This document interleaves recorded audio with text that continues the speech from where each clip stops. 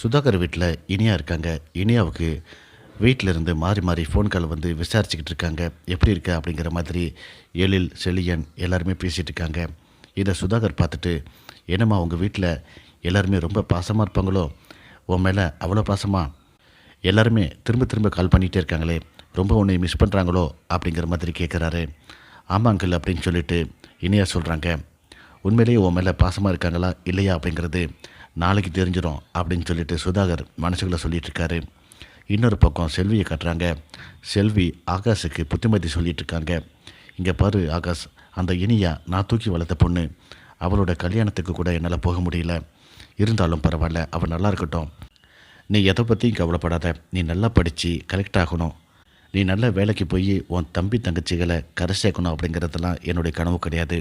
நீ நல்லா இருந்தா அதுவே எனக்கு போதும். வீட்டு வேலை பார்க்குற செல்வியோட பையன்தான் ஆகாஷ் அப்படிங்கிற பேர் மாறி கலெக்டர் ஆகாஷோடைய அம்மா தான் செல்வி அப்படிங்கிற பேர் வரணும். அதுக்காக நீ கஷ்டப்பட்டு உழைக்கணும். உன்னை நல்ல கோச்சிங் சென்டரில் நான் சேர்த்து விட்றேன் அப்படின்னு சொல்லிட்டு ஆகாஷை கொண்டு போய் செல்வி ஒரு கோச்சிங் சென்டரில் சேர்த்து விட்றாங்க.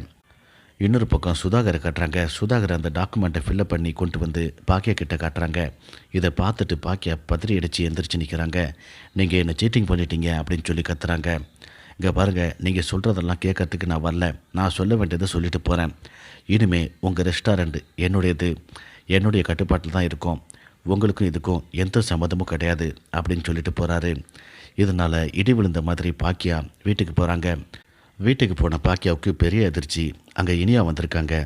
இனியா ஓடி வந்து பாக்கியாவை கட்டி பிடிச்சிக்கிறாங்க. எதிர்பாராமல் இனியா வந்ததை பார்த்துட்டு பாக்கியா ரொம்ப சந்தோஷப்படுறாங்க. இதோட இந்த பிரம முடியுது.